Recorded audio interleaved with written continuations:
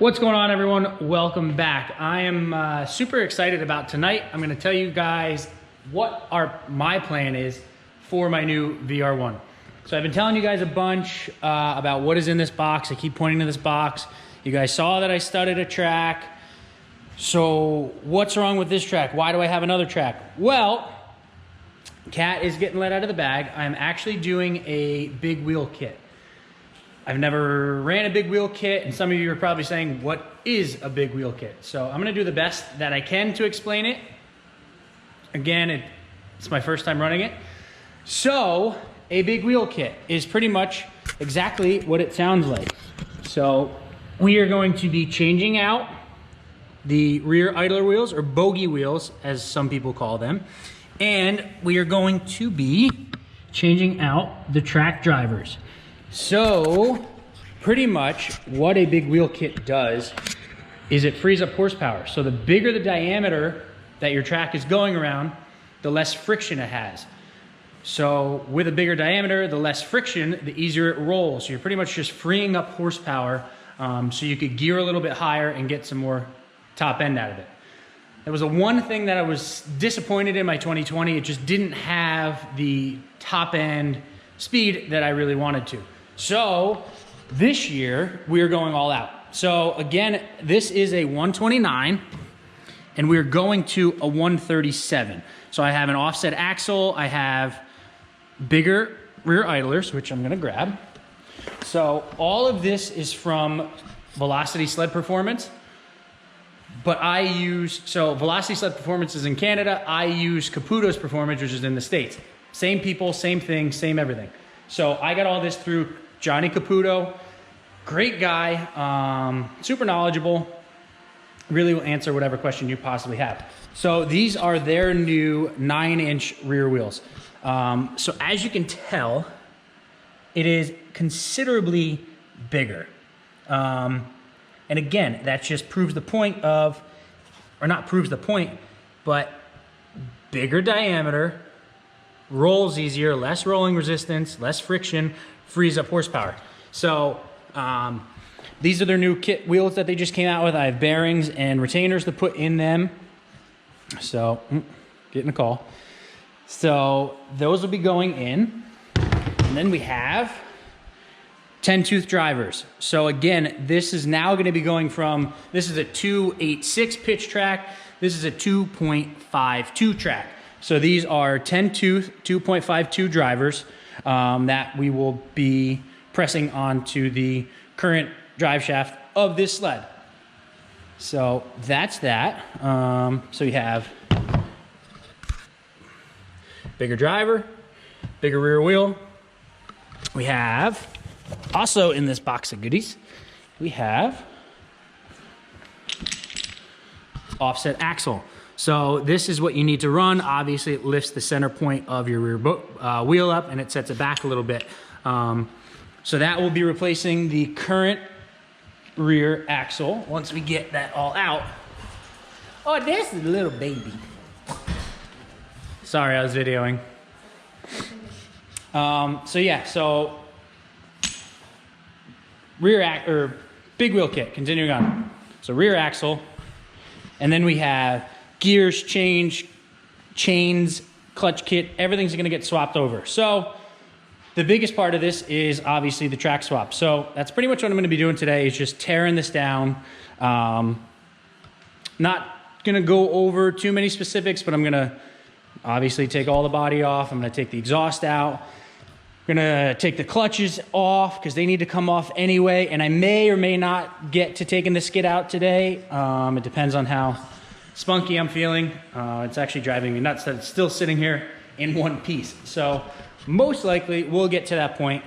I'm kind of getting a late start, but yeah, so we're just gonna, like I said, start tearing this thing down. Probably take the skis off, and we're gonna start the transformation of Bruno. I named him Bruno, right? Yeah. We agreed on Bruno? All right. So this is Bruno. We could go with Bruno Mars. So yeah, so that is what I've kind of been keeping from you guys. Again, it's a big deal for me. I've never ran one before, but everything that I hear, everything that I see, the guys that I've talked to, it's awesome. So we're really trying to get this thing to boogie up top. So without further ado, I'm gonna put you guys on fast forward and I'm going to tear into this thing.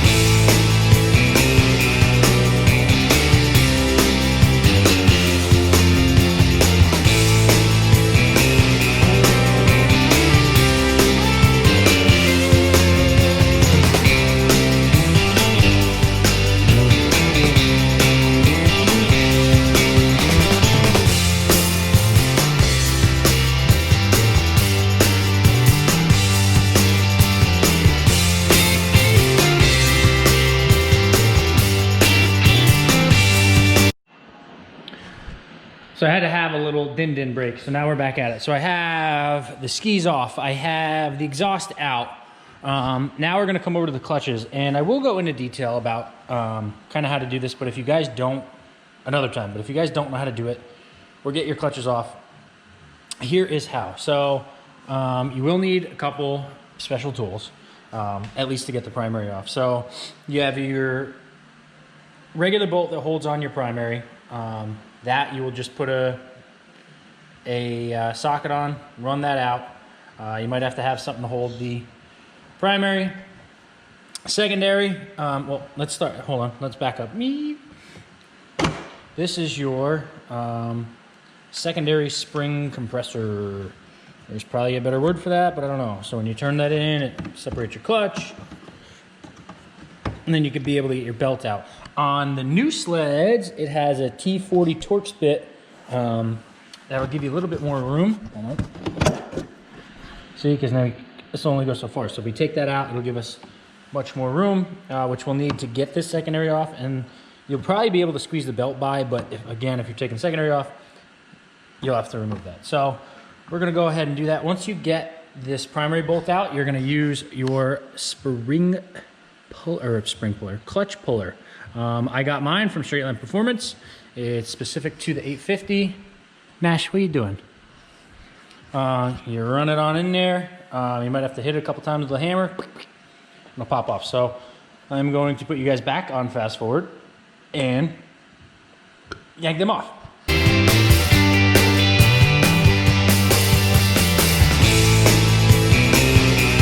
Now watch, once you get this bolt loose, you gotta watch what comes out, because there are a bunch of spacers in here. There's an insert, as you guys can see. So all that's gotta go back in the same way. So make sure nothing else is in there, and there's spacers and washers on the back as well. So be careful when you go to pull this secondary off, that all that stays on.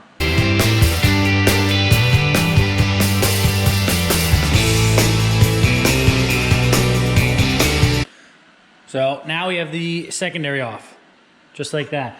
This bottom piece, there's actually a clip that you have to pop out. It's the first time I did it on this one, so it's just a little press clip.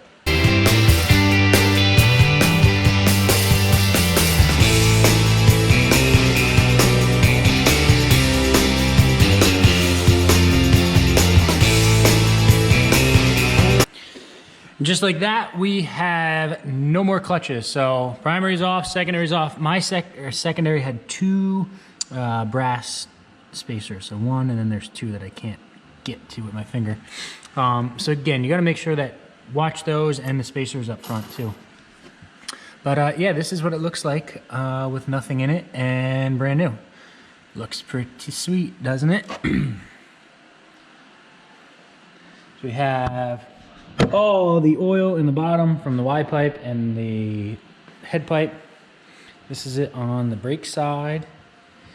Everything's so new. I love it when it's nice and clean. These are new for this year.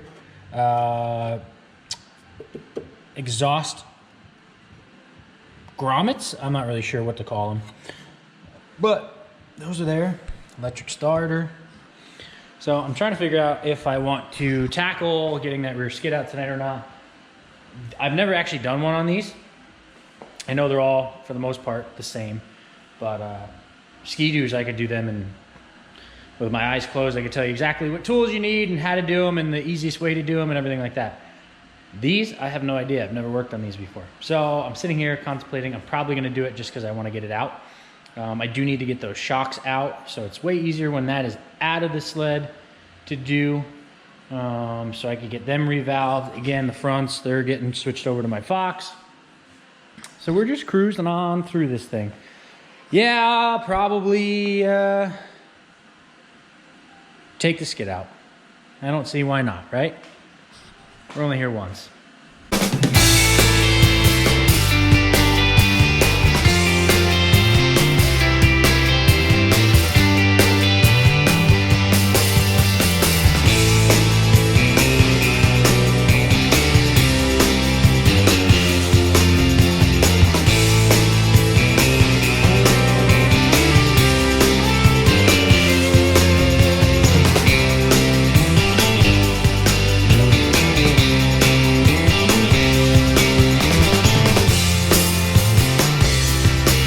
And just like that, we are making progress here. We have the rear skid out, laying on the ground. I do it on the mats, so it's just easier on everything.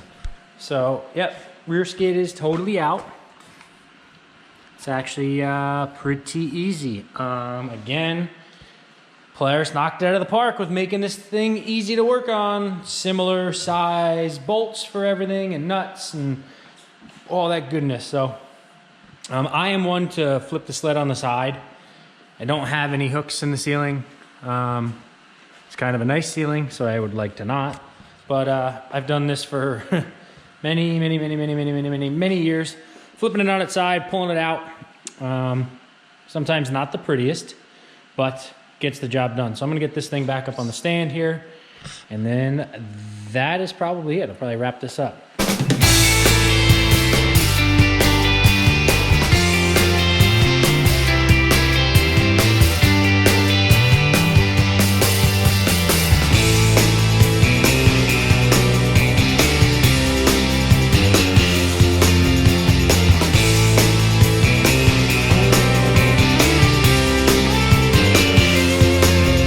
So we are well underway with tearing this sled down. I am like super excited. I cannot wait to ride. I can't wait to get snow. I can't wait to get this done.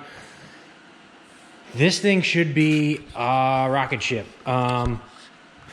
Again, I just wasn't happy with this top speed of my sled last year. So now we're gonna do everything we can. I'm hoping with everything that's done, I should be at like that 125 mark.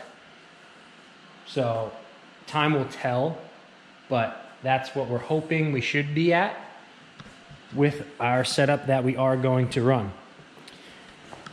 Again, I haven't taken these apart yet, so you got to take your whole drive shaft out. So that's one side, and then you come around to your chain case over here. So it doesn't look like it's too hard. They look fairly simple, but that'll be another time, another video, another place. But we're gonna do some cosmetic stuff while it's sitting here like this. We'll get some of my bar stuff done. I gotta swap these out. I gotta get those shocks out. So got plenty of work to still do, but this is a big chunk of it. So hope you guys enjoyed this. If you have any questions, let me know. Again, it's all through Caputo's Performance, Johnny Caputo. Reach out to him if you have a question or want to, price stuff out. He'll be happy to help you. Let him know that I sent you. But for that, or for now, that's it for tonight. Me and Ash are going to go in and hang out with his mom, who ditched us. So I hope you guys enjoyed it. Make sure to like, make sure to subscribe, and I'll see you guys in the next one.